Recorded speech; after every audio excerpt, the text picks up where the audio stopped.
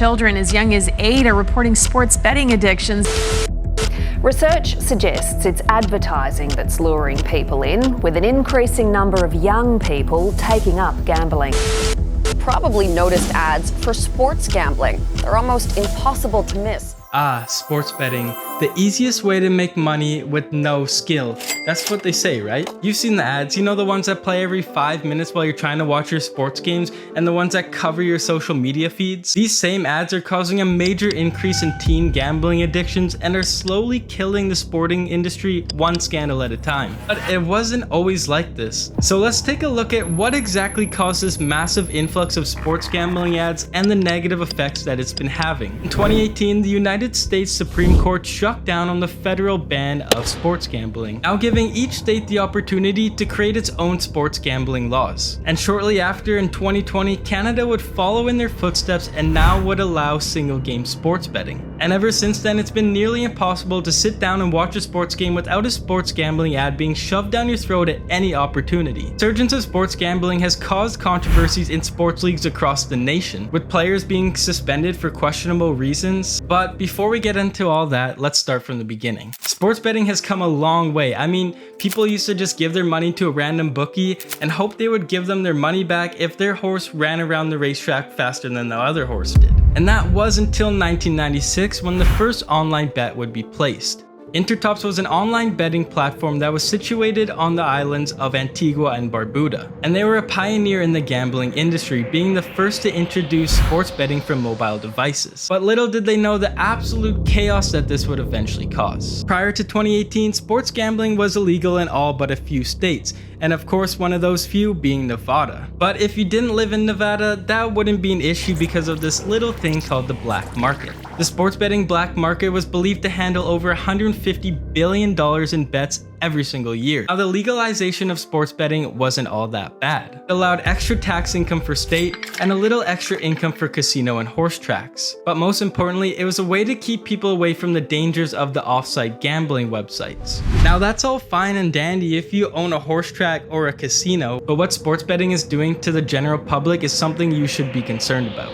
If you guys are enjoying this video, make sure to hit the like button and please consider subscribing. With this new ability to be able to play sports bet from anywhere at any time, it's no surprise that it's having a negative effect on people. And because sports betting is a way to make the game a little bit more exciting or have a little friendly competition with family and friends, it's not seen as traditional gambling. And because of this, it's causing a massive increase in teens who want to join in on the fun, including me. I would be lying if I said I didn't indulge in a little online gambling here and there, but how can you not when it's literally everywhere you look? I mean, there's literally a whole niche of people that solely create content on sports betting. They're on TikTok, they're on YouTube, they're on Instagram. Now look at this guy, he's selling a one-day pass for all of his sports betting picks for $99 US.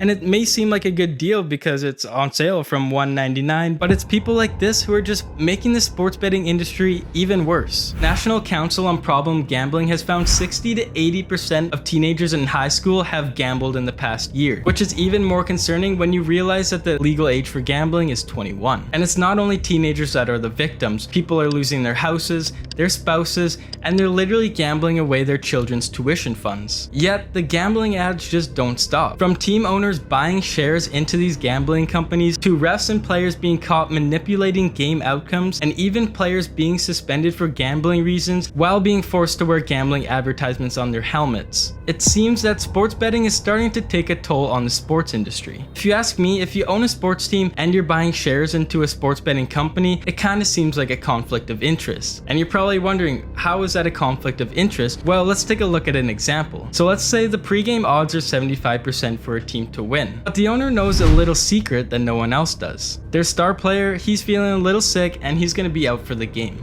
And because this isn't really public knowledge, they can go ahead and hit up their pals at the sports betting company and be like, yo, let's change the odds to win to 65%. Now, because the odds are lower, that means that the payout if the team does win is going to be even higher. So this is going to cause fans who are sports betting to bet even more to get that bigger outcome. So the game starts without their star player and they get their asses handed to them, causing the sites to make massive profits because of its inside influence. Now I get it, this example is a little far-fetched, but it's definitely possible considering that the owner of the New England Patriots and the Dallas Cowboys are already part owners in DraftKings. Now, owning stakes in the company is one thing, but manipulating games like this guy right here, yeah, that's just not gonna fly. Tim Donaghy was an NBA referee who was looking to make a little cash. I mean, what can I say? This man was on his grind. So instead of doing a little Uber Eats in the free time, he began betting on matches he would be officiating. It was his little secret. That was until these high rollers started catching on, and of course they wanted in on the fun. So they started making these massive bets, and I'm talking millions of dollars were put on the line so that Tim could manipulate the game by calling fouls at critical points in the games. This was a nice little side hustle they had going on, they thought. But that was until the big boys got involved. The literal mafia caught wind of this, and eventually the FBI were even tipped off, sending Tim on a nice little vacation to federal prison for the next 15 months. Now, even though this took place before the sports betting boom, with it being even easier to place online bets than ever, this is something that's definitely going to happen more in the future. You can see the trend here. Everyone likes to partake in a little gambling here and there, but the rules on sports players gambling is a little gray area. Earlier this year, Shane Pinto of the Ottawa Senators was suspended 41 games for violating the league's gambling policy. Now, we've seen gambling issues in the league before, and this suspension, it caught the attention of a lot of people. Of course, the league didn't want to release any details, but through their investigation, they found that there was no evidence that Pinto was betting on NHL games, which I find kinda crazy considering he got half a season suspension for it. I mean, you're gonna suspend a guy for just wanting to play a little blackjack? What really gets me and also angered a lot of people on Twitter is that this guy was literally suspended for gambling while he was being forced to wear a gambling advertisement on his head. I mean, this guy's a literal skating gambling advertisement, but God forbid he does a little gambling of his own. Yeah, you're out 41 games, buddy. Let me know what you guys think in the comments below. Are you tired of seeing sports gambling advertisements every 5 minutes? And what are your thoughts on how this is affecting the sports industry around the world? If you guys like this video, please consider subscribing, and I'll see you next time.